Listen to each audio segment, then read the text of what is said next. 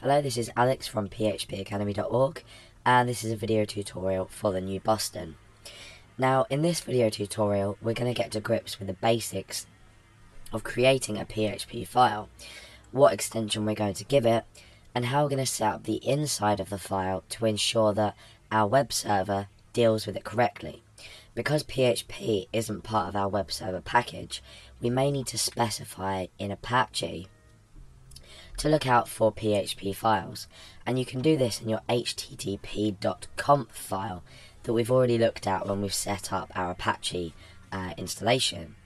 Now, PHP is server-side, so whatever you write in between PHP tags will not be able to be viewed by people.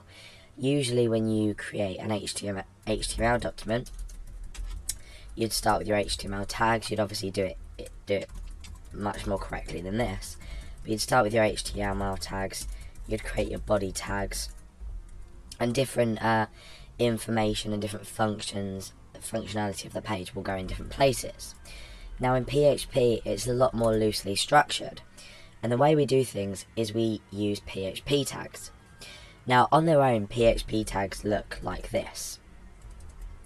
So you can see that it is it's a mirror image of a less than sign first of all, then a greater than sign at the end here. In between are these question marks, and then just the words PHP. It can also be specified like this. Now, this might look a bit odd to you at first. However, what we actually do is just after PHP here, we come down and everything we want to write in PHP goes in here.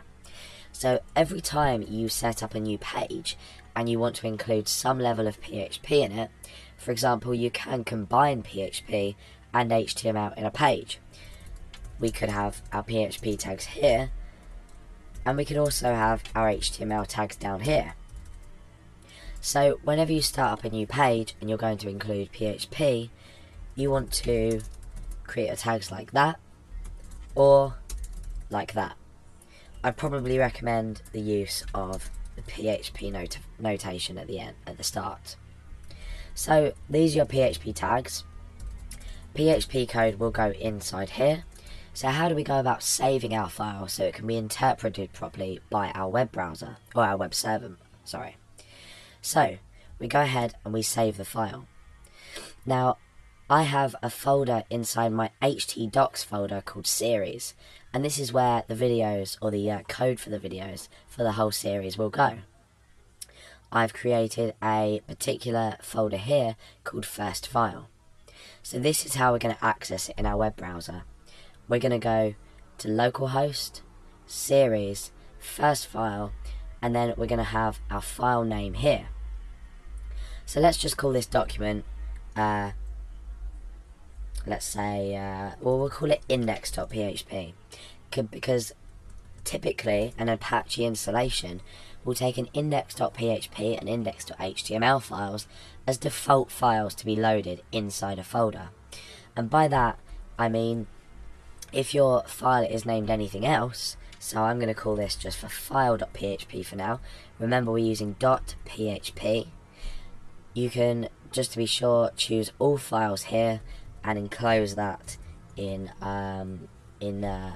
double quotation marks, just to make sure your text editor saves it with a correct file extension. So let's save this. We've shown that we've saved this as a PHP document. My text editor context has automatically turned on syntax highlighting for PHP. This just means that PHP code and different aspects of code will be highlighted so we can read things easier. For example, variables are green, and function names are typically a grey colour, and things like keywords, so for example for each, which is a language construct, are blue. And it depends, so strings can be brown, for etc, etc. So we've got this file and we've saved that. Now if we come in here and refresh our browser, you can see that the file appears here. Now if I click on this, that's our PHP document ready to go. We can start programming and we can start displaying output to the user and calculating. And as you can see, if you've clicked to view the page source, there's nothing there. So let's combine some HTML with PHP and see what happens.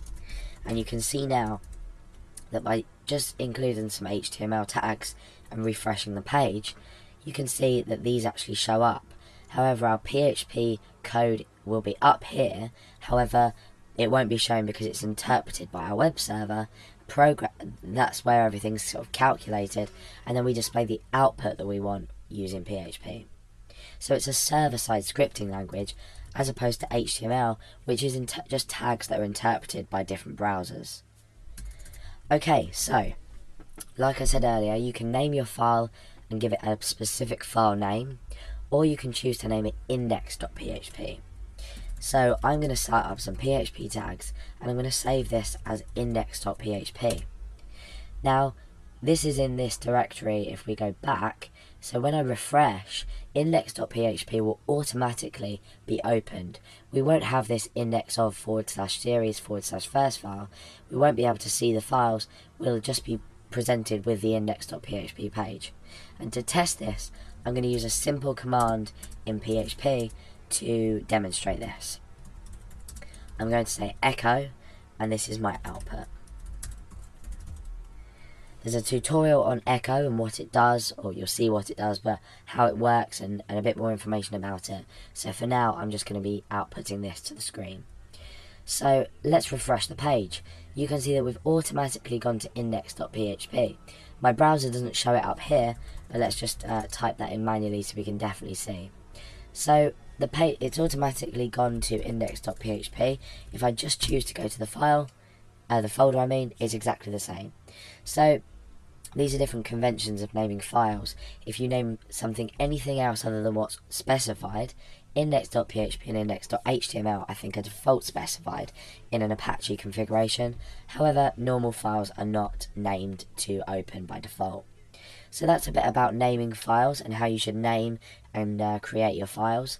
And you've learned also how to set your PHP tags up, ready to code inside them.